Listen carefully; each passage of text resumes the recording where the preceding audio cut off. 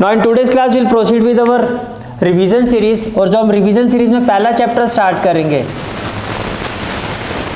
Revision series में जो पहला चैप्टर हम स्टार्ट करेंगे, जैसे कि आपने डिमांड की थी चैप्टर 8 की, तो चैप्टर 8 से स्टार्ट करेंगे। Name of the chapter is sequence and series. Name of the chapter is sequence and series. तो रिवीजन सीरीज में हम सारे इंपॉर्टेंट कंसेप्ट और मोस्ट एक्सपेक्टेड और इंपॉर्टेंट क्वेश्चंस की मैं आपको लिस्ट करवाऊंगा, ये आपको अच्छे से प्रिपेयर करके जाएंगे, ठीक है। जैसे कि इसकी जो फर्स्ट एक्सरसाइज है वो आपको भी पता है, उसमें कुछ इंपॉर्टेंट नहीं है, सिर्फ एन की वैल्यू पुट करनी है, तो वो सब हम नहीं करेंगे। हम डायरेक्टली हम स्टार्ट करेंगे एक्सरसाइज 8.2 से। कहाँ से स्टार्ट करेंगे? एक्सरसाइज 8.2 से। और 8.2 का जो आपका कंसेप्ट है वो आता है GP, which is a geometrical progression. अब ज्योमेट्रिकल प्रोग्रेशन को समझने के लिए बेस्ट वे क्या होता है कि आप इसको, जो आप ऑलरेडी पढ़ चुके हो, ऑलरेडी आप 10th क्लास में क्या पढ़ के आए थे? एपी, और यहाँ पर आप क्या पढ़ोगे? आप जीपी। तो दोनों में फ़र्क क्या है? अर्थमेटिक प्रोग्रेशन में क्या होता था? कॉमन डिफरेंस सेम होता था। जैसे कि एग्जांपल के तौर पे 2, 4, 6, 8, ये आपका एक एपी है। ये क्यों एपी है? क्योंकि इसमें जो कॉमन डिफरेंस है वो सेम है। 4 - 2 क्या होगा? 2, 8 - 6 क्या होगा? 2, 6 - 4 क्या होगा? 2 होगा। लेकिन यहाँ पर क्या सेम होता है? कॉमन डिफरेंस, जिसको हम सी डी कहते थे, और सिंबल क्या होता था? डी। ज्योमेट्रिकल प्रोग्रेशन में क्या सेम होता है आपका? Common ratio. क्या सेम होता है? कॉमन रेशियो, जिसका सिंबल क्या होता है? Small are. कॉमन रेशियो से मतलब क्या है? अगर मैं एक जीपी लिखूं 2, 4, 8, 16 डॉट डॉट डॉट, ये एक जीपी है। ये कैसे फाइंड करते थे हम सक्सीडिंग टर्म से प्रीसीडिंग टर्म को माइनस करते थे। जैसे कि a2 - a1, तो आपके पास d आ जाएगा, या आप a3 - a2 कर दो तो आपके पास d आ जाएगा, कुछ ऐसे करते थे। कॉमन रेशियो कैसे फाइंड करते हैं? r equal to, common ratio कैसे फाइंड किया जाता है? a2 by a1, यानी कि सक्सीडिंग टर्म से प्रीवियस टर्म को डिवाइड किया जाता है, प्रीसीडिंग टर्म को, या a3 by a2 या a4 by a3। अगर आप कोई भी वैल्यू देखोगे आपका रेशियो क्या होगा? सेम। जैसे कि 4 को 2 से डिवाइड करोगे तो क्या आएगा? 2। 8 को 4 से डिवाइड करोगे तो क्या आएगा? 2। और 16 को 8 से डिवाइड करोगे तो भी क्या आएगा? 2। तो इतनी बात समझ में आ गई। यहाँ पर क्या होता है? कॉमन डिफरेंस, और यहाँ पर क्या होता है? Common ratio. दूसरी बात, यहाँ पे जब आप nth टर्म फाइंड करते थे तो an का फॉर्मूला क्या होता था? a + n - 1 × d, ये होता था a + n - 1 × d। इसी तरह से जीपी में जो an टर्म होती है उसका फॉर्मूला क्या होता है? ar raised to power n - 1, ar raised to power n-। जैसे कि मान लो आपको 4 टर्म नहीं पता, ठीक है, तो आपको फर्स्ट टर्म तो पता है, मान लो ये जीपी, और मैंने कहा आपको भैया इसकी 4 टर्म बताओ इस जीपी की, तो पहले आप क्या फाइंड करोगे? a क्या है यहाँ पर? 2। a क्या है यहाँ पर? 2। फिर आप क्या फाइंड करोगे? r क्या? कॉमन रेशियो, तो 4/2 2, 8/4 2, तो r मेरा 2 है। तो n की वैल्यू क्या होगी? 4। तो यहाँ पर a की जगह क्या रखोगे आप? 2। r की जगह क्या रखोगे? 2। n - 1, n क्या? 4, तो 4 - 1 क्या होगा? 3। जैसे यहाँ पर होता था जो टर्म आप निकालते थे उसमें से एक माइनस करते थे, तो यहाँ भी यही होता है, जो टर्म आप फाइंड करोगे उससे एक कम पावर में आएगा। 4 है तो 3 आएगा, 3 है तो 2 आएगा। अब 2 raised to power 3 क्या होगा? 8, 8 2 जा 16, तो आप यहाँ पर 16 ही था ना, समझ में आ गया? ठीक है। उसके बाद जो हमने एपी में कंसेप्ट करा था वो पढ़ा था सम ऑफ n टर्म्स। इसके बाद जो नेक्स्ट कंसेप्ट जो हमने पढ़ा था,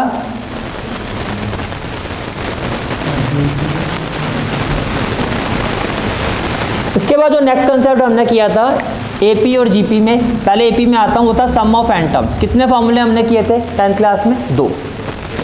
पहला जो नॉर्मली यूज़ करते थे, n/2 2a + n - 1 × d, ये करते थे। और दूसरा फॉर्मूला क्या यूज़ करते थे? दूसरा फॉर्मूला क्या यूज़ करते थे?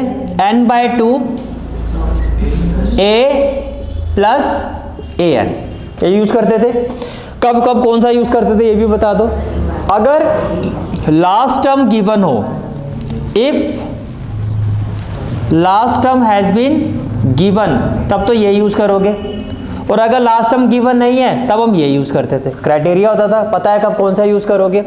इसी तरह से जीपी में भी 2 फॉर्मूले यूज़ होते हैं सम ऑफ n टर्म्स के। पहला क्या होता है आपका?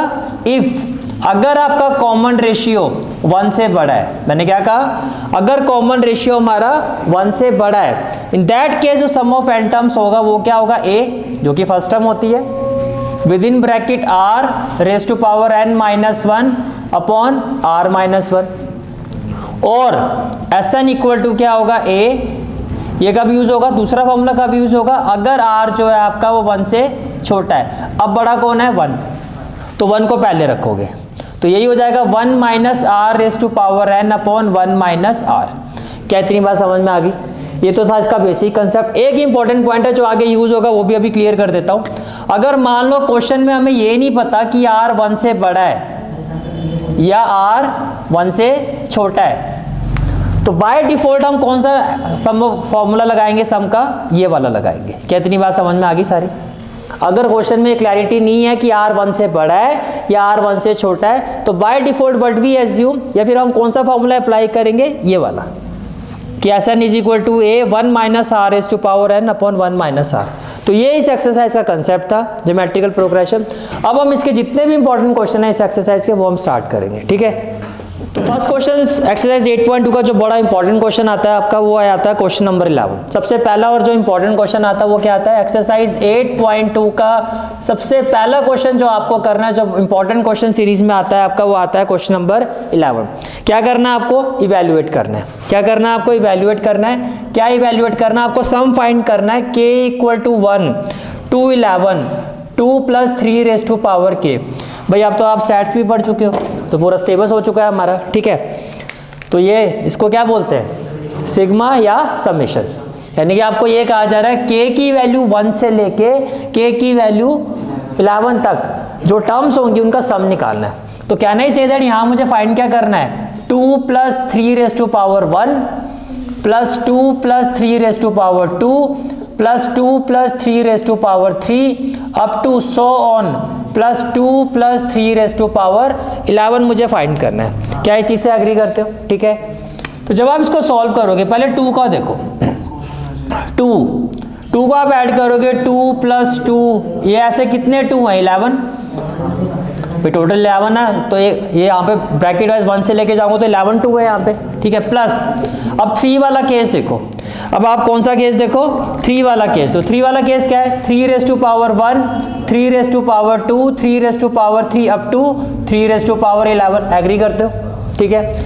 2 को 11 बार आप ऐड करो, 2 को 11 टाइम्स अगर मैं ऐड करता हूँ तो सीधा हो जाएगा 2 इंटू 11, भैया 11 बार जोड़ोगे तो 2 इंटू 11। अब यहाँ देखो ये AP बन रहा है, GP बन रहा है। 3 रेज टू पावर 1 तो हो गया भैया 3, 3 रेज टू पावर 2 हो गया 9, 3 रेज टू पावर 3 हो गया 27, सो ऑन करते हुए लास्ट वैल्यू होगी 3 रेज टू पावर 11 होगी। बस मुझे अब ये चेक करना है, कॉमन डिफरेंस 9 माइनस 3 सेम, ये तो नहीं आ रहा है, कॉमन रेशियो आ रहा है। अगर मैं 9 को 3 से डिवाइड करता हूँ तो 3 आएगा, 27 को अगर मैं 9 से डिवाइड करता हूँ तो भी 3 आएगा। तो यहाँ पर जो है ये मेरी एक GP है, इसका कॉमन रेशियो जो है वो 3 है। इसका मतलब ये भी है कि R जो है मेरा 1 से बड़ा भी है। 2-3 चीज़ें मुझे क्लियर हो गई कि R मेरा जो है यहाँ पर 1 से बड़ा है। अब जब मैं इसको सॉल्व करूँगा ये तो आ जाएगा 22, और यहाँ पे जो मैं फॉर्मूला लगाऊंगा क्योंकि R 1 से बड़ा है तो वो क्या होगा, A R raise to power n, यानी कि 3 raise to power n, n क्या है यहाँ पे 11 minus 1 upon R minus 1 3 minus 1। ऐसा आपने क्यों लिखा, because if R is greater than 1 तो Sn का फॉर्मूला क्या होता है, A R raise to power n minus 1 upon R minus 1 होता है। क्या होता है जी, R माइनस 1। ये बात समझ में आ रही है, ठीक है। तो जब मैं इसको सॉल्व करूंगा ये क्या हो जाएगा, 22 plus 3 raise to power 11 minus 1, और 3 माइनस 1 क्या हो जाएगा 2, and this is the final answer of this question. Clear हो गया यहाँ तक, ठीक है। Now next question is question number 18। अब जो नेक्स्ट क्वेश्चन करना है आपको इंपॉर्टेंट क्वेश्चन, वो क्या है आपका क्वेश्चन नंबर 18। क्वेश्चन क्या आपका, find the sum to n terms of the sequence. तो गिवन सीक्वेंस क्या है आपका, गिवन सीक्वेंसेस, गिवन सीक्वेंस क्या है, 8 88 888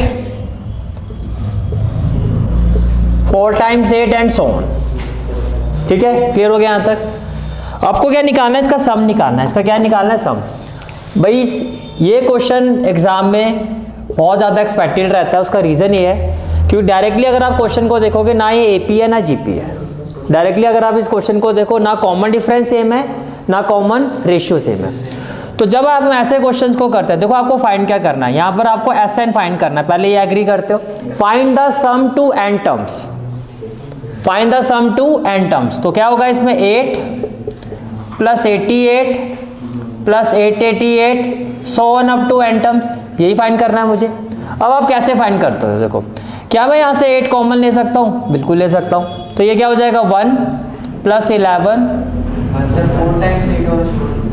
नहीं वो तो फोन जितने मर्जी ले लो आप, 3 टर्म्स होना ज़रूरी है, ठीक है, 3 टर्म्स होना ज़रूरी है, ठीक है जी।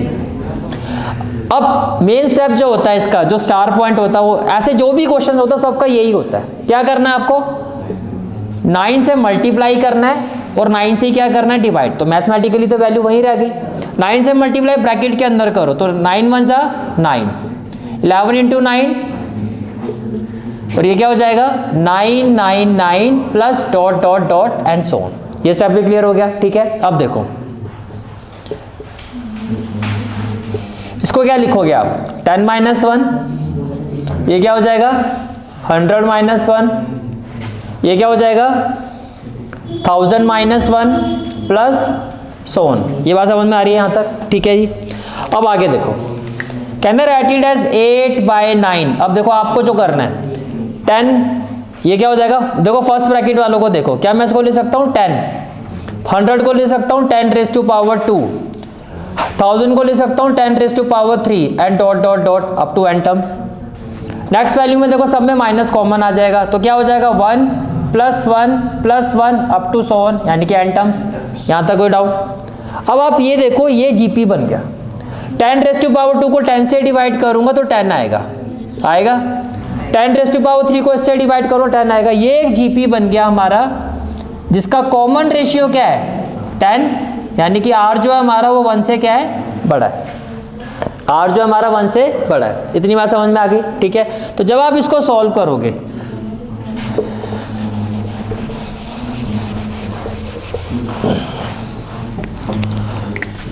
now what we will have, it will be equal to 8/9, it will be equal to 8/9। अब देखो जी a आपका क्या है 10, r आपका क्या है 10 और r 1 से भी बड़ा है। तो फॉर्मूला क्या था सम का, a की जगह आ जाएगा 10, r raise to power n, तो 10 raise to power n minus 1 upon r minus 1, तो ये हो गया 10 माइनस 1 माइनस 1 को अगर मैं n टाइम्स तक ऐड करूंगा तो ये कितना हो जाएगा n हो जाएगा। तो ये कितना हो गया आपका 8/9, ये हो गया 10 raise to power n minus 1, 10 minus 1 9 minus n and this is the final answer of this question. Now next question is question number 22। अब नेक्स्ट इंपॉर्टेंट क्वेश्चन जो आपको करना है वो कौन सा है, question number 22। Question is pth qth and r term of a GP are a b and c. क्वेश्चन में क्या कहा जा रहा है, जो पीएथ टर्म है जीपी की वो कितनी है, वो क्या है ए, क्यूएथ टर्म क्या है, qth term is equal to b and rth term is equal to c. इतनी बात समझ में आ गई। क्वेश्चन में कहा जा रहा है pth term of a GP is equal to a, qth term equal to b, rth term equal to c. Prove that, what we have to prove that a raised to power q minus r, a raised to power q minus r, b raised to power r minus p, c raised to power p minus q, ये किसके इक्वल होगा, ये किसके equal होना चाहिए 1 के equal होना चाहिए। किसके इक्वल होना चाहिए 1 के इक्वल होना चाहिए। अब देखो कैसे इस क्वेश्चन को अप्रोच करोगे। First of all let capital A be the first term, let capital A be the first term of GP and capital R be the common ratio, capital R be the common ratio। ये बात समझ में आ गई, ठीक है। अब पीएथ term का मतलब क्या हुआ, देखो आपको ये कहा जा रहा है now pth term is equal to a, ये कहा जा रहा है पीएथ टर्म किसके इक्वल है ए के। देखो एनथ टर्म का मतलब क्या होता है, जब हम एनथ टर्म बोलते हैं तो आप कहते हो a r raise to power n minus 1, जिसमें ए क्या होता है फर्स्ट टर्म, आर क्या होता है कॉमन रेशियो। एनथ टर्म अगर n माइनस वन है तो p term p minus one, a first term, यहाँ पर आपकी फर्स्ट टर्म क्या है कैपिटल A, और स्मॉल r की जगह क्या आ जाएगा कैपिटल R, जहाँ n माइनस वन है और p टर्म में क्या हो जाएगा p माइनस वन, ये स्मॉल a के इक्वल आ गया। एग्री करते हो? अब मुझे बताओ क्यू टर्म क्या होना चाहिए, क्यूएथ टर्म, क्यू टर्म क्वेश्चन के हिसाब से क्या है आपका b, क्यू टर्म क्वेश्चन के हिसाब से क्या है आपका b, तो ये क्या होना चाहिए a r raise to power q minus one, ये किसके इक्वल आ जाएगा b के। इसी तरह से जो आर एथ टर्म है आपका क्या आर एथ टर्म, वो क्या है आपका c, आर एथ टर्म क्या है आपका c, तो ये क्या होना चाहिए a r raise to power r minus one equal to c। क्या इतनी बात समझ में आ गई आपको, यहाँ तक क्लियर है? ठीक है। अब देखो जो आपको प्रूफ करना है, जो आपको प्रूफ करना है ये वन के इक्वल होना चाहिए, तो जो मुझे प्रूफ करना है उसकी लेफ्ट हैंड साइड देखो क्या है, a raise to power q minus r, b raise to power r minus p, c raise to power p minus q, और ये किसके इक्वल है आपका वन के इक्वल आपको प्रूफ करना है p माइनस q। ये क्लियर हो गया? ठीक है। अब स्मॉल a की जगह क्या रखोगे, स्मॉल a की जगह क्या रखो,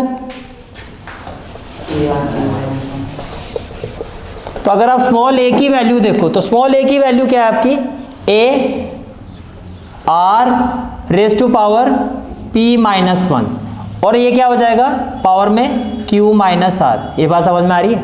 ठीक है। इसी तरह से स्मॉल b की वैल्यू क्या है a r raise to power q minus one, और ये क्या हो जाएगा r माइनस p। ये बात समझ में आ रही है? ठीक है। स्मॉल c की वैल्यू क्या है a r raise to power r minus one, और ये पावर क्या आपकी p माइनस क्यू, ये पावर क्या आपकी p माइनस क्यू।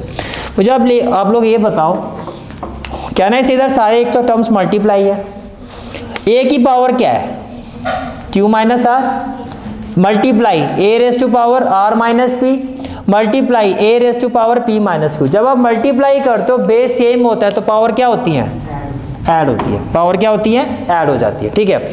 तो अगर मैं a की पावर की बात करता हूं a रेस टू पावर, तो क्या होगा q minus r plus r minus p plus p minus q plus p minus q। ये बात समझ में आ रही है? ठीक है। ऐसे r की पावर बताओ, r की power r raise to power क्या होगा p minus one into q minus r होगा, प्लस q माइनस वन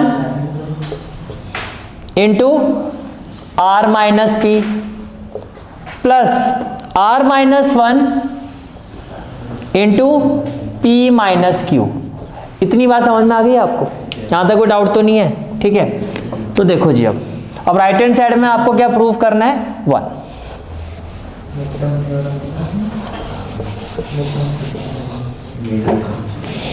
अब देखो जी, तो a की पावर में देखो कहने से q और q तो कैंसिल, r और r कैंसिल, p और p, तो ये तो हो गया a रेस टू पावर तो हो गया 0 हो गया। अब देखो p इंटू क्यू क्या होगा p q, p into minus r minus P R, minus one into Q क्या होगा माइनस क्यू, और माइनस माइनस क्या होगा प्लस r। इसमें कोई डाउट? क्लियर है यहाँ तक? ठीक है जी। इसके बाद देखो जी q into r plus q r, q into minus p minus p q, minus one into r minus r, minus minus plus p. इसके बाद आगे देखो r इंटू पी यानी कि p r, r minus q r, minus one into p minus p, और minus minus क्या हो जाएगा प्लस क्यू। इसमें कोई डाउट है तो बताओ। और जब आप इसको सॉल्व करोगे देखो पी क्यू और पी क्यू कैंसिल हो रहा है, प्लस आर और माइनस आर कैंसिल हो रहा है, और माइनस क्यू और प्लस क्यू ये कैंसिल हो रहा है आपका, क्यू आर और माइनस क्यू आर ये कैंसिल हो रहा है, पी और माइनस पी ये कैंसिल हो रहा है, और प्लस पी आर और माइनस पी आर ये, तो इसकी पावर भी क्या होगी 0, इसकी पावर भी क्या होगी 0। तो ये किसके इक्वल हो गया a raise to power 0 r raise to power 0। Anything raise to power 0 किसके इक्वल होता है 1 के इक्वल। तो ये हो गया आपका 1 इंटू 1। क्यों लिखा आपने? Because a raise to power 0 form जो होती है 1 के इक्वल होती है.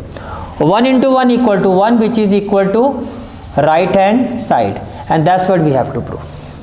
Clear हो गया question. Next question is question number 27. Again very important question. Question number 27. Question is find the value of n so that a raised to power n plus 1 plus b raised to power n plus 1 upon a raised to power n plus b raised to power n may be the geometric mean between a and b. तो question में क्या कहा जा रहा है? Here geometric mean between a and b as per question, ये किसके equal है? a raised to power n plus 1 plus b raised to power n plus 1 upon a raised to power n plus b raised to power n. ये आपका जी question है. इतनी बात समझ में आ रही है? ठीक है. अब देखो, मुझे बताओ a और b का ज्योमेट्रिक मीन क्या होता है? दो नंबर का ज्योमेट्रिक मीन क्या होता है? उनके प्रोडक्ट का स्क्वायर रूट. तो ये तो इसके इक्वल हो गया, और ये किसके इक्वल हो गया? a raise to power n plus 1 plus b raise to power n plus 1 upon a raise to power n plus b raise to power n. ये बात समझ में आ रही है? ठीक है. अब देखो, कैन आई से दैट, इसका मतलब ये हुआ कि a raise to power n plus 1 plus b raise to power n plus 1 upon a raise to power n plus b raise to power n जो किसके इक्वल है? a b raise to power 1/2. इसमें तो कोई दिक्कत नहीं होनी चाहिए. a b raise to power 1/2. ये भी क्लियर हो गया. ठीक है. अब अगर मैं क्रॉस मल्टीप्लाई करता हूँ, क्या करता हूँ? Cross multiply. तो ये क्या हो जाएगा आपका? ये हो जाएगा a raise to power n plus 1 plus b raise to power n plus 1 and it will be equal to, देखो इसको आप लिख सकते हो a raise to power 1/2 b raise to power 1/2 into में a raise to power n plus b raise to power n. कोई doubt है तो बताओ. क्लियर आता है? ठीक है. अब जब आप इसको सॉल्व करोगे तो ये क्या हो जाएगा? a raise to power n plus 1 plus b raise to power n plus 1 equal to, जब मैं इसको इस पूरी वैल्यू से मल्टीप्लाई करूंगा तो जहाँ बेस सेम है वहाँ तो पावर ऐड हो जाएगी. तो ये क्या हो जाएगा? a raise to power n plus 1/2 into b raise to power 1/2 होगा. ठीक है. और ये क्या हो जाएगा? Plus a raise to power, ये तो एज इट इज आ जाएगा a raise to power 1/2. b के केस में पावर ऐड हो जाएगी, ये हो जाएगा b raise to power n plus 1/2. कोई डाउट है तो बताओ. क्लियर आता है? ठीक है. ये प्लस है, यहाँ जाके क्या हो जाएगा? माइनस. तो ये क्या हो गया? a raise to power n plus 1 minus a raise to power n plus 1/2 b raise to power 1/2. क्या मैं ऐसे लिख सकता हूँ? लिख सकता हूँ. इक्वल टू, इसको देखो, a raise to power 1/2 b raise to power n plus 1/2. इस वैल्यू को अगर मैं यहाँ लेके जाऊँगा राइट हैंड साइड में तो ये हो जाएगा b raise to power n plus 1. इसमें कोई डाउट? क्लियर है यहाँ तक? ठीक है. अब a यहाँ से मैं कॉमन क्या ले सकता हूँ? देखो, क्या मैं यहाँ से a raise to power n plus 1/2 common ले सकता हूँ? भैया n प्लस 1 और n प्लस 1/2 से ये छोटी वैल्यू है, और जब हम किसी चीज़ को कॉमन लेते हैं तो वो डिवाइड होती है सभी टर्म से. इससे अगर इसको डिवाइड कर, देखो ये ऊपर क्या है? डिवाइड करूँगा तो ये तो आपकी फर्स्ट टर्म है, और डिवाइड में क्या होगा? a raise to power n plus 1/2. Base same है, डिवाइड करो तो पावर क्या होगी? माइनस. तो ये हो जाएगा n plus 1 minus n minus 1/2. यही होगा. तो n से n कट जाएगा, ये आ जाएगा हाफ. तो मैं यहाँ पे लिख सकता हूँ a raise to power half, यानी कि इस वैल्यू को जब मैं इस टर्म से कॉमन लूँगा तो ये आएगा a raise to power half. Minus में इसमें तो बहुत ही सिंपल है, जब इसको आप इससे डिवाइड कर दिए पूरा कट जाएगा, तो बचेगा क्या? b raise to power half. b raise to power half equal to में क्या हो जाएगा? अब यहाँ से भी कॉमन क्या ले सकते हो? b raise to power n plus 1/2. b raise to power n plus 1/2. ये हो जाएगा a raise to power 1/2 minus b raise to power 1/2. कोई डाउट है तो बताओ. कैन आई से दैट ये वैल्यू मेरी कैंसिल हो जाएगी? कैन आई से दैट ये वैल्यू मेरी कैंसिल हो जाएगी?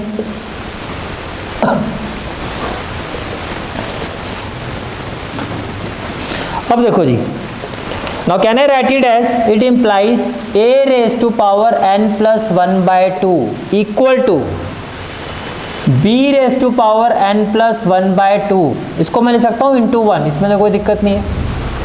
क्या ऐसा लिखने से वैल्यू चेंज हो रही है? किसी चीज़ को मैं इंटू 1 करके लिख सकता हूँ, बात तो वही रहेगी। इससे क्या हुआ, अब हम ये कह सकते हैं कि ये चीज़ इसके प्रोडक्ट में, तो यहाँ जाके क्या होगी, डिवाइड में। तो मैं इसको ऐसे लिख सकता हूँ a⁻n+1/2 upon b⁻n+1/2 equal to जो 1 है, एज इट इज आ जाएगा आपका। ये क्लियर हो गया, ठीक है। अब हमें क्या वैल्यू फाइंड करनी है, यहाँ पे हमें किसकी वैल्यू फाइंड करनी है, n की। अब ऐसे तो फाइंड नहीं कर सकते आप, ठीक है। तो अब क्या कर सकते हो आप, क्या मैं इसको ऐसे लिख सकता हूँ a/b⁻n+1/2, बस इतना बताओ, लिख सकता हूँ। और 1 को क्या लिख सकता हूँ, यस, a/b⁻0। अब इससे क्या हुआ, बेस हमारा सेम हो गया। तो जब आपका बेस सेम है तो पावर क्या हो जाएगी, इक्वल हो जाएगी। तो n+1/2 किसके इक्वल हो जाएगा, 0 के, और n की वैल्यू क्या हो जाएगी, -1/2, which is the final answer of this question. Very important question, clear हो गया, आगे समझ में। Now next question is question number 28। Next question is question number 28। Question number 28 is the sum of two number is 6 times their geometric mean. तो पहले हम number assume कर लेते हैं। let two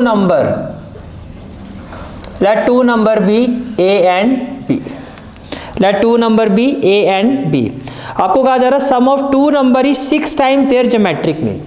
तो अकॉर्डिंग टू द क्वेश्चन क्या कहा जा रहा है, सम ऑफ टू नंबर्स तो क्या हो जाएगा, a+b, एग्री करते हो, equal to 6 times their geometric mean. दो नंबर का ज्योमेट्रिक मीन क्या होता है, उनके प्रोडक्ट का स्क्वायर रूट, उनके प्रोडक्ट का स्क्वायर रूट।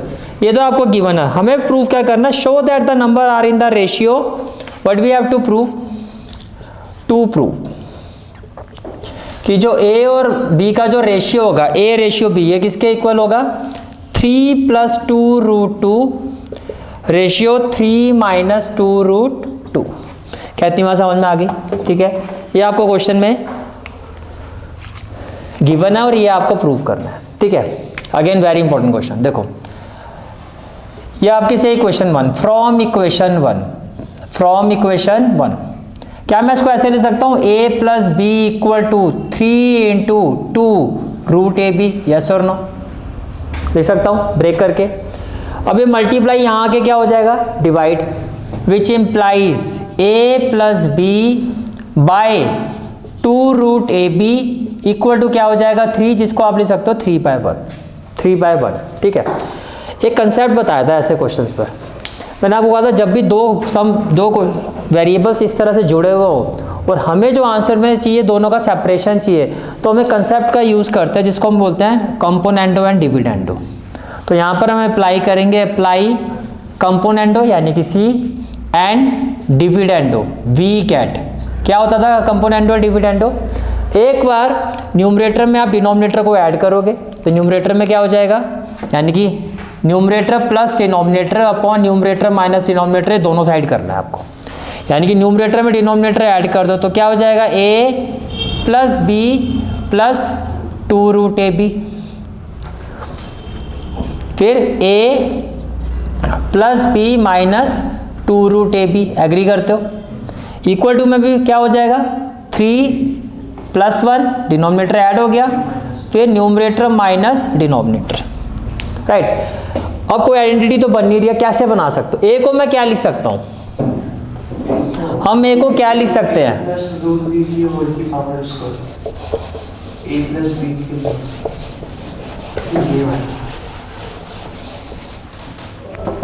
देखो हम a को लिख सकते हैं √a का स्क्वायर, एग्री करते हो। a को हम √a का स्क्वायर लिख सकते हैं, और हम b को क्या लिख सकते हैं, √b का स्क्वायर प्लस 2√a × √b, इसको मैं ऐसे लिख सकता हूँ, अपॉन ये क्या हो जाएगा आपका √a² plus √b² minus 2√a√b equal to में क्या हो जाएगा, 3 + 1 4, ये हो गया 2/1, हो गया, क्या हो गया ये 2/1। ये क्लियर है यहाँ तक, ठीक है। a² + b² + 2ab क्या हो जाएगा, a + b whole square, a + a² + b² - 2ab, ये क्या हो जाएगा, a - b होल स्क्वायर, और ये क्या हो गया 2/1।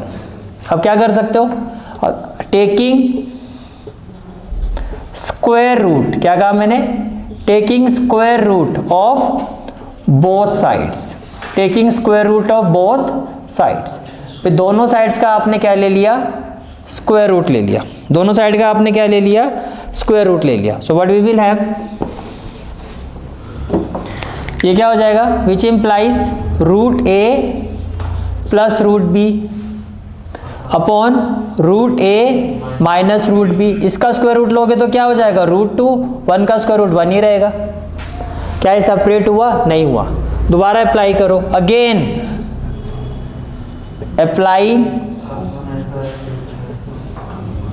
Componendo and dividendo, we get componendo and dividendo. क्या होगा, पहले numerator root a plus root b plus denominator root a minus root b, agree करते हो। फिर numerator root a plus root b minus root a minus root b, clear है यहाँ तक। Again numerator plus denominator, numerator minus denominator. कोई doubt है तो बताओ, क्लियर है यहाँ तक। Now what we will have while solving this, root a plus root b plus root a minus root b upon root a plus root b minus root a minus minus root b equal to √2 plus 1 plus क्या हो जाएगा, √2 minus 1, फिर numerator minus denominator √2 plus 1 minus √2 minus 1। कोई doubt है तो बताओ। नहीं, ये तो मैं कर चुका था ना, दोबारा कर दिया।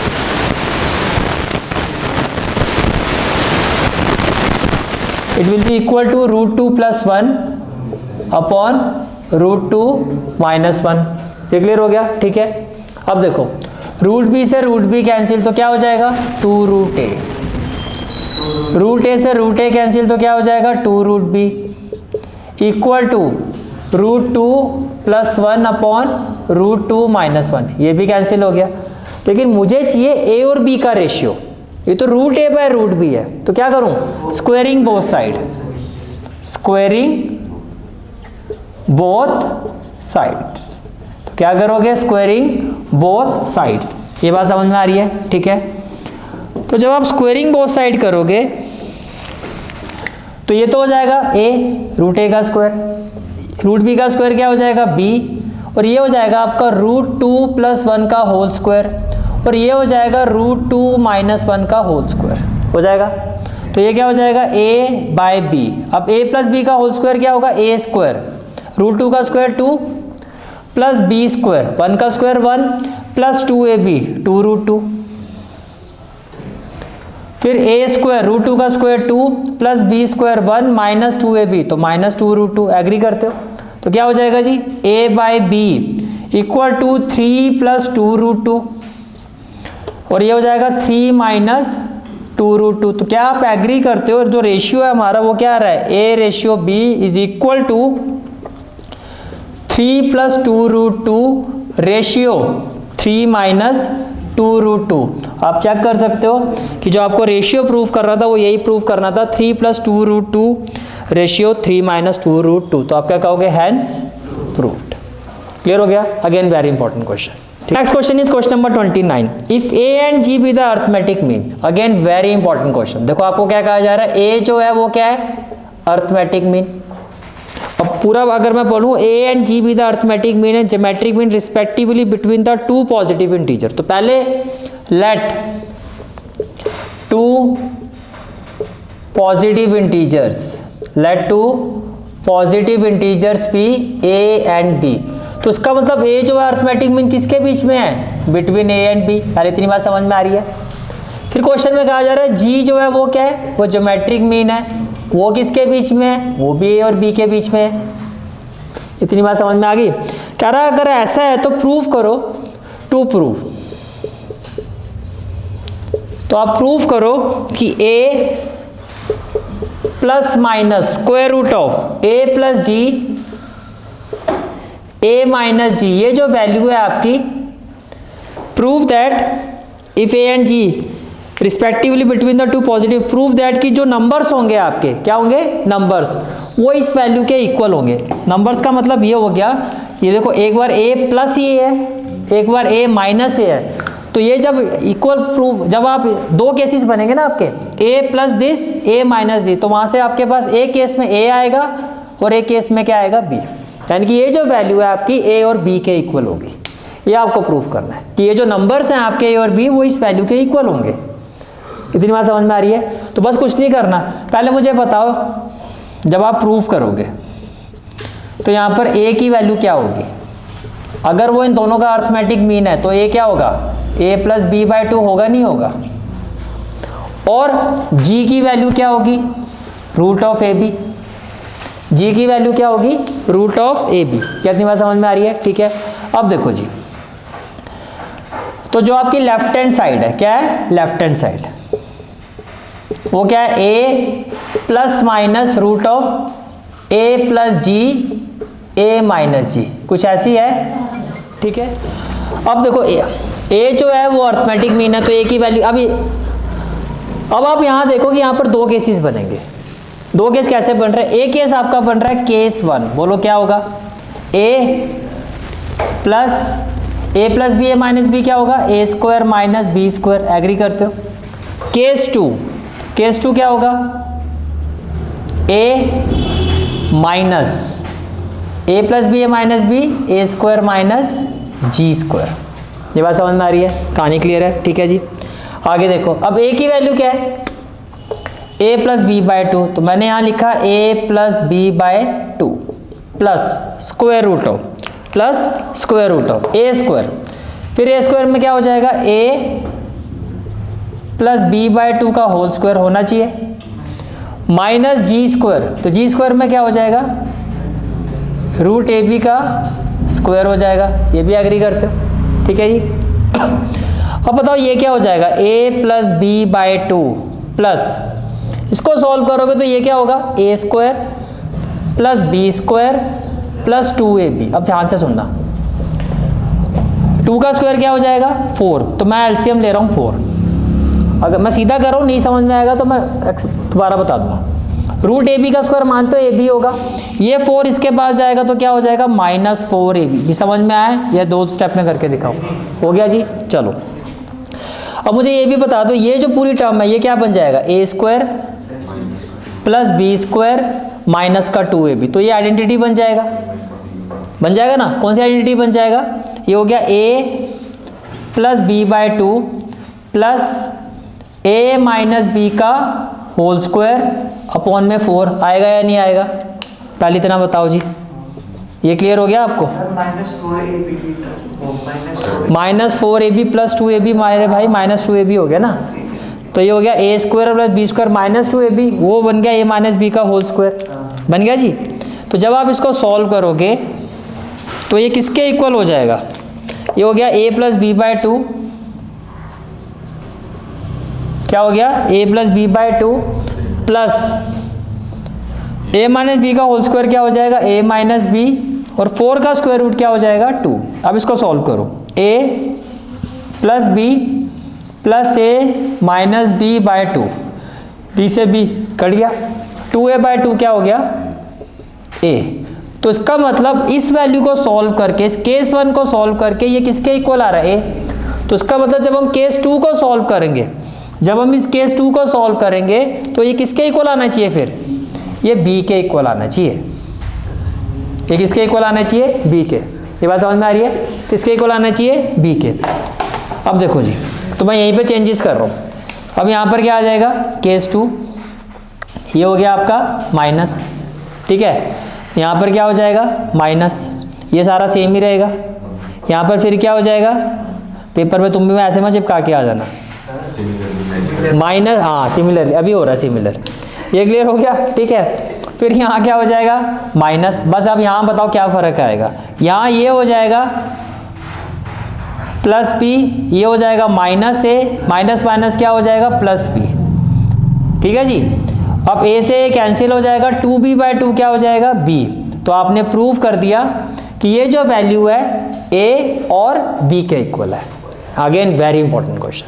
क्लियर हो गया। Next important question is question number 30। इस क्वेश्चन का पहले कंसेप्ट ध्यान से समझना। देखो क्या कहा जा रहा है, number of bacteria in a certain culture doubles every year. Question number 30, the number of bacteria in a certain culture double every year if there were 30 bacteria present in the culture originally. तो present in the culture originally का मतलब agree करते हो जो first value है वो 30 है, यानी कि a = 30 है। फिर आपको कहा जा रहा है how many bacteria will be present at the end of second hour. पहले मुझे बताओ, ये फर्स्ट आवर है राइट, ये सेकंड आवर है। एंड ऑफ सेकंड आवर का मतलब कौन से आवर में आ गए आप? अब थर्ड आवर में आ गए। सेकंड आवर के एंड का मतलब मैं कौन से आवर में आ गया हूँ? थर्ड आवर में। इसी तरह से फोर्थ आवर के एंड का मतलब आप कौन से आवर में आ गए हो? फिफ्थ में। भैया फोर्थ आवर के जब एंड पे पहुंचूंगा तो मैं कौन से आवर में पहुंचा हूँ? फिफ्थ आवर में हूँ। ये समझ में आ रहा है। इसी तरह से कहा जा रहा है at the end of nth hour. तो जब हम nth आवर के एंड में जाएंगे तो इसके आगे क्या आ जाएगा? तो आप कौन से आवर पे आ गए? n+1th आवर आ गए। पहले इतनी बात समझ में आ गई आपको? ठीक है। अब आपको कहा जा रहा है ये जो वैल्यू है हर घंटे में क्या हो जाती है? डबल हो जाती है। डबल का मतलब पहले घंटे में अगर ये 30 है तो दूसरे घंटे में कितनी हो जाएगी? 60। फिर तीसरे घंटे में कितनी हो जाएगी? 120। मतलब सीक्वेंस कुछ ऐसे चलेगा आपका। और ये आपका बन रहा है जीपी, जिसमें r = क्या हो जाएगा आपका 2, यानी कि r जो है आपका वो 1 से बड़ा है। r जो है 1 से बड़ा है अगर वैसे देखा जाए कि इसकी वैल्यूएशंस क्या है। ठीक है। लेकिन हमें यहाँ पे क्या फाइंड करना है? Number of bacteria at the end of second hour. At the end of second hour. तो सेकेंड आवर का मतलब क्या हो गया कि आपको फाइंड करना है A3। और A3 किसके इक्वल होगा? जीपी का जो A3 है वो किसके इक्वल होगा? AR⁻³ - 1 यानी कि 2। n-1 होता है ना, AR⁻n-1। अब A क्या है आपका? 30। R क्या है आपका? R क्या है यहाँ पे हमारा? 2⁻²। 2 2 जा 4, 4 3 जा 12, यानी कि थर्ड आवर में। और आप देख भी सकते हो थर्ड आवर में जो वैल्यू है वो कितनी आनी चाहिए? 120 आ रही है। अगर आप कैलकुलेशन के हिसाब से देखो तो थर्ड आवर में वैल्यू कितनी आ रही है? 120 आ रही है ना। एट द एंड का मतलब ये हो गया कि थर्ड आवर की बात हो रही है। फिर क्या कहा जा रहा है? यही चीज, number of bacteria at the end of fourth hour. At the end of fourth hour. अब ये किसके इक्वल होगा? A5। एंड का मतलब वो खत्म हो चुका है उसका आगे वाला आवर, तो ये हो गया A5। और A5 का मतलब AR⁻4। जितना यहाँ पर n होता है यहाँ n-1 होता है। अब A क्या है आपका? 30। 2⁻4 कितना होगा? 16। 16 3 जा 480, तो ये आ गया जी 480। इसी तरह से number of bacteria at the end of nth hour. ये स्टेटमेंट एज इट इज रहेगा। Number of bacteria at the end of nth hour, तो ये किसके इक्वल हो जाएगा? AR⁻n+1। A की वैल्यू 30 × 2⁻n+1। n+1 का मतलब नहीं, ये वैल्यू किसके इक्वल होगी? एक मिनट भाई, अबे सत्संग में तो नहीं बैठ गए तुम लोग? रिएक्ट ही नहीं कर रहे हो। Now number of bacteria at the end of what? nth hour. तो ये किसके इक्वल होगा जी? A⁻n+1। ये किसके इक्वल होगा? AN+1। ऐसे लिखो, ये किसके इक्वल होगा? AN+1। तो AN+1 किसके इक्वल होना चाहिए? AN+1 = AR⁻n, ये पूरा n है, -1, तो AR⁻n। अब A की वैल्यू क्या है क्वेश्चन में? 30। तो ये can I say that it will be equal to 30 × 2⁻n, and this is the final answer of this question. Clear हो गया? Question is question number 31। What will ₹500? Question number 31 is what will ₹500 amount to in 10 years. देखो principal amount क्या है? Principal amount कितना है 500, कितना है 500, ठीक है। आपसे पूछा जा रहा है 10 साल बाद, यानी कि 10 साल बाद आपसे पूछा जा रहा है आफ्टर 10 ईयर, आफ्टर 10 ईयर ये जो प्रिंसिपल वैल्यू है ये कितनी हो जाएगी, ये बात समझ में आ रही है। और किस कंडीशन में पूछा जा रहा है कि जो रेट ऑफ इंटरेस्ट है, अगर आपको कितना रेट ऑफ इंटरेस्ट मिलता है 10%, और कैसे मिल रहा है कंपाउंडेड, यानी कि ये जो मिल रहा है आपको कंपाउंड इंटरेस्ट के साथ मिल रहा है। अब यही क्वेश्चन था, ये पहले पूछ दिया, मेरे को पूछने का मौका ही नहीं दिया। वो क्या होता है, देखो जी, दो तरह के इंटरेस्ट होते हैं, एक मैं नाम लूँगा जो आपने सुना भी होगा सिंपल इंटरेस्ट, एक होता है कंपाउंड इंटरेस्ट। दोनों में पहले समझो फ़र्क क्या होता है। जैसे कि मान लो एक साल में ये 500 रुपये है, इसका 10%, तो इसका 10% हो गया भाई 50 रुपये। तो एक साल के बाद ये आपका पैसा कितना बन गया 550 बन गया। दूसरे साल में फिर 10% मिलेगा, लेकिन सिंपल इंटरेस्ट ये कहता है कि जो ओरिजिनल वैल्यू है, जो ओरिजिनल वैल्यू है उसी पे मिलेगा, अमाउंट इसमें जुड़ता जाएगा लेकिन इंटरेस्ट किस पे मिलेगा, ओरिजिनल वैल्यू पे। लेकिन कंपाउंड इंटरेस्ट ये कहता है कि जो ये वैल्यू आपकी एक साल के बाद आ गई है इस पे 10% मिलेगा आपको। हाँ, कॉमर्स वाले तो देखो उसी पे जाएंगे, मैं बोलने वाला था, लेकिन साइंस वाले भी बैठे हुए हैं, इनको मैं क्या बोलूँ, अब इनके मुंह बन जाएंगे, sir SLM WDV what is this. तो मैं सिंपल सी बात बता रहा हूँ, आप इसको ऐसे समझो, ये लड़ने को हो जाएंगे, सर ये कौन सी लैंग्वेज यूज़ हो रही है, ठीक है जी। तो 500 का 10% कितना हो गया जी 50, और 550 का 10% कितना हो गया आपका, ये हो गया आपका 55। तो फ़र्क आ रहा है ना। अगर इसके हिसाब से चलता तो मुझे 50 रुपये जुड़ते 2 साल के बाद, लेकिन इसके हिसाब से 55 जुड़ेंगे। बस यही चीज़ आपको यहाँ करनी है, नहीं इतना ज़्यादा नहीं होगा। चलो जी, पहले मुझे ये बताओ, अब मुझे बताओ अमाउंट जो होगा आपका, अमाउंट आफ्टर 1 ईयर कितना हो जाएगा, आफ्टर 1 ईयर, बस इतना बताओ। तो क्या आप एग्री करते हो ओरिजिनल वैल्यू कितनी है 500, ओरिजिनल वैल्यू कितनी है 500 में मैं 500 का 10% जोड़ दूं तो यही होना चाहिए अमाउंट। तो फिर आप क्या एग्री करते हो, मैं यहाँ से अगर 500 कॉमन ले लेता हूँ तो 1 + 10/100 हो जाएगा, और क्या आप एग्री करते हो ये कट जाएगा और ये हो जाएगा 500 1 + 0.1। तो बेसिकली एक साल के बाद ये जो वैल्यू है हमारे हिसाब से ये होनी चाहिए 500 × 1.1। ये बात समझ में आ रही है, ठीक है। अब इसी चीज़ को समझो, after amount after 2 year, amount after 2 year.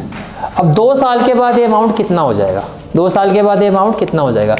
अब जो आपका अमाउंट है वो कुछ ऐसा हो गया, तो आपने लिखा 500 × 1.1, आपको इसी अमाउंट का 10% इसमें जुड़ जाएगा, 500 1.1 × 10% हो जाएगा ना, कि ये जो मेरा अमाउंट बन गया इसमें इसका 10% जुड़ जाएगा। ये आपका हो गया क्या, ये हो गया 500 × 1.1। अब मैं यहाँ से 500 कॉमन ले रहा हूँ, 500 क्या ले रहा हूँ कॉमन। तो जब मैं यहाँ से 500 कॉमन लूँगा तो ब्रैकेट में क्या आ जाएगा 1.1, ब्रैकेट में क्या आ जाएगा 1.1, और यहाँ पर क्या आ जाएगा प्लस 1.1। एक बार 500 1.1 कॉमन ले लेते हैं ना, यहाँ से हम कॉमन क्या ले सकते हैं 500 1.1 ले सकता हूँ, तो ब्रैकेट में क्या आ जाएगा 1 प्लस अगेन 1/10 कितना हो जाएगा 0.1। तो आप ध्यान से समझो, आप एक साल के बाद था 1.1 की पावर 1, 2 साल के बाद कितना हो गया 500 1.1 अगेन 1.1, तो 2 साल के बाद ये वैल्यू कितनी हो गई 500 1.1 रेज़ टू पावर 2। इसी तरह से 3 साल के बाद ये वैल्यू हो जाएगी 500 1.1 रेज़ टू पावर 3। तो can I say that therefore amount after 10 years कितना होना चाहिए 500 1.1 raise to power 10, and this is the final answer of this question. बात समझ में आ रही है, ठीक है। तो next question is question number 32। Question number 32 is if arithmetic mean and geometric mean of roots of quadratic equation, क्या roots of quadratic equation are, देखो मान लेते हैं let roots of quadratic equation, भाई क्वाड्रेटिक इक्वेशन है तो कितने root होंगे? 2, डिग्री 2 10th में पढ़ा था। और वो क्या लेते थे आप, कुछ याद है 10th में क्या लेते थे हम? Alpha and beta. तो आपको ये कहा जा रहा है ये जो रूट्स हैं अल्फा और बीटा, इनका arithmetic mean according to the question, alpha और बीटा का जो अर्थमेटिक मीन है यानी कि अल्फा प्लस बीटा बाय 2 वो किसके इक्वल है? 8 के, ये लिखा हुआ है। और कहा जा रहा है अल्फा और बीटा इन रूट्स का जो ज्योमेट्रिक मीन है, ज्योमेट्रिक मीन का मतलब square root of alpha beta, ये किसके इक्वल है? 5 के। ये किसके इक्वल है? 5 के, राइट। अब देखो जी, मैं स्क्वेयरिंग बोथ साइड कर सकता हूँ। अगर मैं स्क्वेयरिंग बोथ साइड करता हूँ, स्क्वेयरिंग बोथ साइड, तो ये हो गया अल्फा बीटा। आपने बिल्कुल सही कहा, ये तो डायरेक्ट ही हो गया क्वेश्चन। कैसे हो गया देखो, कुछ याद है? स्टैंडर्ड फॉर्म में हम एक इक्वेशन फॉर्मूला यूज करते थे। Yes, we know that quadratic equation is equal to, constant लगाते थे के, विद इन ब्रैकेट लिखते थे x square minus sum of 0 into x plus product of zero, कुछ ऐसे लिखते थे कुछ ऐसा। तो के तो आपका कांस्टेंट है, कुछ भी हो सकता है, यहाँ पर के ही रहने, तो ये हो गया x square minus alpha plus beta कितना होगा? यहाँ से अल्फा प्लस बीटा की वैल्यू क्या आ जाएगी? 16, तो यहाँ पर क्या हो जाएगा? 16x। नहीं समझ में आ रहा है? समझ में आ रहा है कि बहुत हैवी चैप्टर चल रहा है। और अल्फा बीटा की वैल्यू कितनी हो जाएगी? 25। And this is the final answer of this question. ठीक है, now we will move to the miscellaneous exercise. और मिसलेनियस एक्सरसाइज का जो फर्स्ट क्वेश्चन हम करेंगे वो है क्वेश्चन नंबर 6। मिसलेनियस एक्सरसाइज का जो फर्स्ट वेरी इंपॉर्टेंट क्वेश्चन आता है आपका, वो आता है question number 6। Question number 6 is if a plus b x upon a minus b x equal to, question में गिवन क्या है? a plus b x upon a minus b x equal to b plus c x upon b minus c x equal to c plus d x upon c minus d x. ये question में क्या है आपको given है। कहता अगर ऐसा है तो शो करो, to show. What we have to show that a, b, c and d are in GP। मुझे बस ये बताओ 4 नंबर GP में कब हो सकते हैं? तो उनका कॉमन रेशियो सेम होगा। और कॉमन रेशियो का क्या मतलब हुआ? तो बेसिकली आपको यहाँ पे क्या शो करना है कि अगर मैं ये शो कर दूँ B by A equal to C by B equal to D by C, तो ये चीज़ प्रूव हो जाएगी। अब इसको लेके आपको ये चीज़ प्रूव करनी है। इसको मैं ले रहा हूँ, ये जो पूरा आपका A है इसको हम मान लेते हैं क्वेश्चन नंबर 1। ठीक है, अब हम क्या करेंगे? Applying proof, applying कंपोनेंटो and dividendo in equation 1। तो क्या बताया था? अब समझ में आ रहा है क्यों अप्लाई कर रहे हैं? क्योंकि आपको 2 वेरिएबल्स को अलग करना है। समझ में आ रहा है? तो यही करते थे हम। तो डिनोमिनेटर को इसमें ऐड करो तो बताओ जी क्या होगा? a plus b x plus a minus b x. Numerator minus denominator क्या होगा? a plus b x minus a minus minus plus b x. Agree करते हो? Equal to numerator plus denominator b plus c x plus b minus c x upon b plus c x minus b, और minus minus क्या हो जाएगा? Plus c x. ये भी clear होगी बात? ठीक है, आगे आ जाओ जी। c plus d x plus c minus d x upon c plus d x minus c और minus minus plus d x. यहाँ तक क्लियर हो गया आपको? ठीक है, कुछ कैंसिल हो रहा है, बी एक्स से बी एक्स, ए से ए, सी एक्स कैंसिल हो जाएगा, बी से बी कैंसिल हो जाएगा, और डी एक्स से डी एक्स कैंसिल हो जाएगा, और सी से सी कैंसिल हो जाएगा। यहाँ तक क्लियर है कहानी? ठीक है, अब आगे देखो जी, a प्लस ए क्या हो जाएगा? 2a, b x plus b x क्या हो जाएगा 2bx equal to b plus b क्या हो जाएगा 2b, c x plus c x क्या हो जाएगा 2cx equal to c plus c क्या हो जाएगा 2c, dx और dx क्या हो जाएगा 2dx, तो 2 से 2 कैंसिल, फिर 2 से 2 कैंसिल और 2 से 2 कैंसिल। अब हमें चाहिए b बाई ए, तो पहले तो x तो नहीं चाहिए, तो पहले तो क्या करते हैं मल्टीप्लाई बाय x कर देते हैं, मल्टीप्लाई बाय x, सबको x से मल्टीप्लाई करो तो ये क्या हो जाएगा a बाई बी, ये क्या हो जाएगा b बाई सी, ये क्या हो जाएगा c बाई डी। अब आप क्या कर सकते हो taking reciprocal, taking reciprocal through out,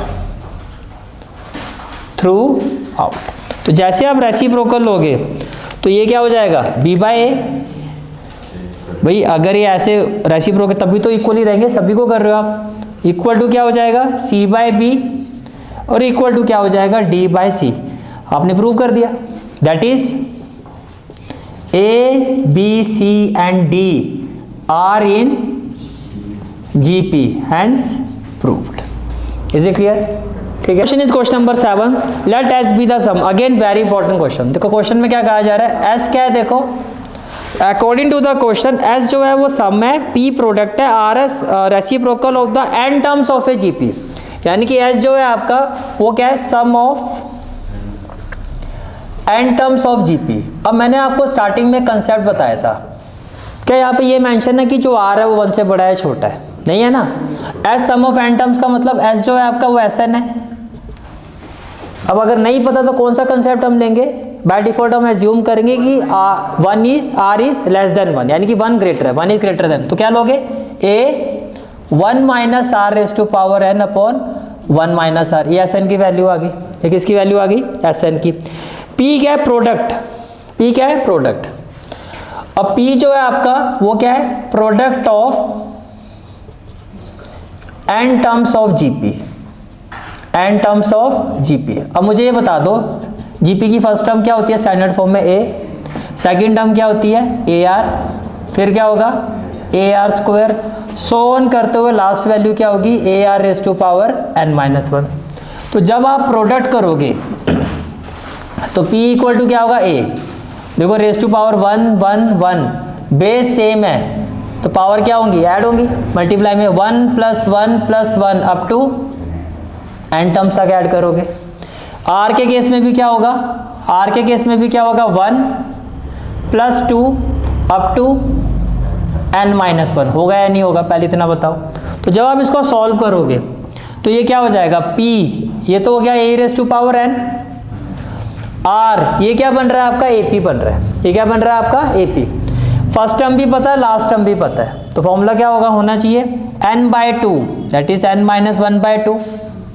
first term क्या हो गया 1, लास्ट टर्म क्या हो गया n माइनस 1। ये बात समझ में आ रही है, ठीक है। तो जब आप इसको सॉल्व करोगे तो 1 से 1 कैंसिल हो जाएगा, तो can I say that P will be equal to a raise to power n r raise to power ये क्या हो जाएगा n minus 1 by 2, r raise to power क्या हो जाएगा n माइनस 1 बाय 2।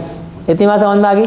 तो हमारे पास सम ऑफ एन टर्म्स भी आ गया, हमारे पास product of n terms of GP भी आ गया। फिर क्या कहा जा रहा है, फिर क्या है next r sum of reciprocal of n terms of a GP. अब आर क्या है, आर क्या है, ये एस को आप ऐसे ऐसे ही रहने दो। आर क्या है सम ऑफ रेसिप्रोकल, तो पहली टर्म क्या होती है ए 1 बाई ए हो जाएगा, दूसरी टर्म क्या होती है ए आर तो 1 बाई ए आर हो जाएगा, थर्ड टर्म क्या हो जाएगी 1 बाई ए आर, यानी कि जो भी ये टर्म्स होती हैं इनके रेसिप्रोकल का सम जो है वो आर है, और अप टू क्या हो जाएगा 1 by a r raise to power n minus 1।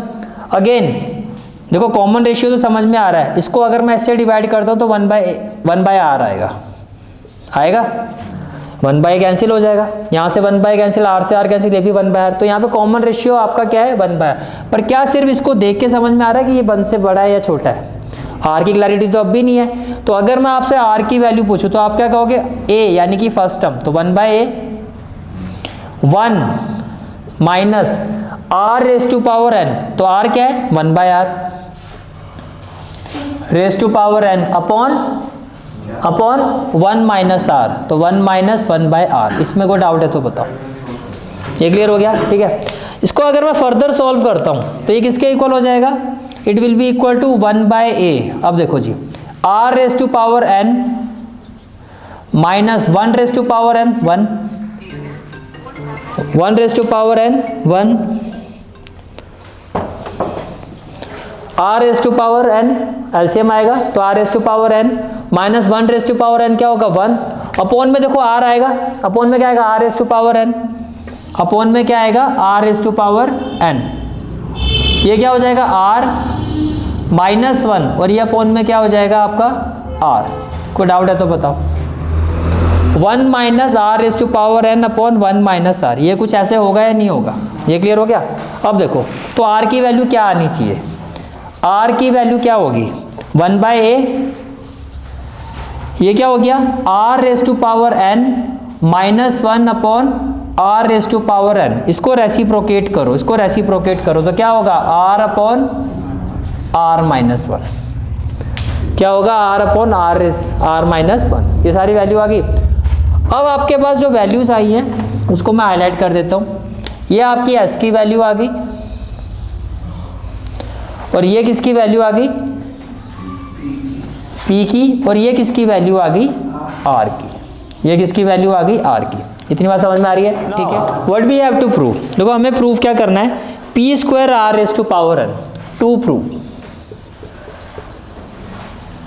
Now we have to prove that P square r raise to power n is equal to s raise to power n, equal to s raise to power n. देखो ये सबसे easy है find करना। तो पहले right hand side को solve कर लेते हैं।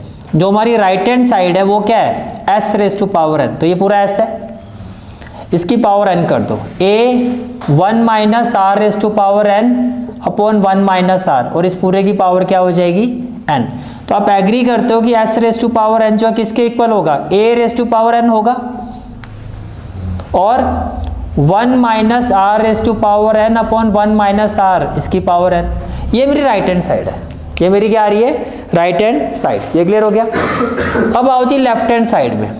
लेफ्ट हैंड साइड, तो लेफ्ट हैंड साइड क्या है? पी स्क्वायर, इसका स्क्वायर करोगे तो पी स्क्वायर का मतलब a raise to power n r raise to power n n minus 1 by 2, इसका क्या हो जाएगा? स्क्वायर। यानी कि ये जो है 2 जो है दोनों पावर से मल्टीप्लाई होगा, into r raise to power n, तो ये आर है 1 by a r raise to power n minus 1 upon r minus 1 by, ये वाला पार्ट मैं एक साथ कर देता हूँ, into r upon r raise to power n, और इसकी पावर में भी क्या हो जाएगा? इस पूरे की पावर में, इस पूरे की पावर में क्या आ जाएगा? एन। ये पूरा आर है, इसकी पावर में एन हो गया, और ये पूरा जो पी था इसकी पावर में क्या आ गया? 2 आ गया। इसकी पावर में क्या आ गया? 2 आ गया। ये बात समझ में आ रही है आपको? ठीक है।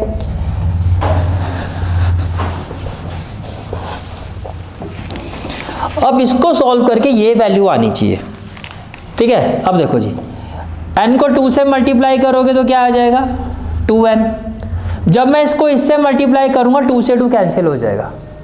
जब मैं इस पावर को इससे मल्टीप्लाई करूंगा 2 से 2 कैंसिल हो जाएगा, तो r की पावर क्या आ जाएगी?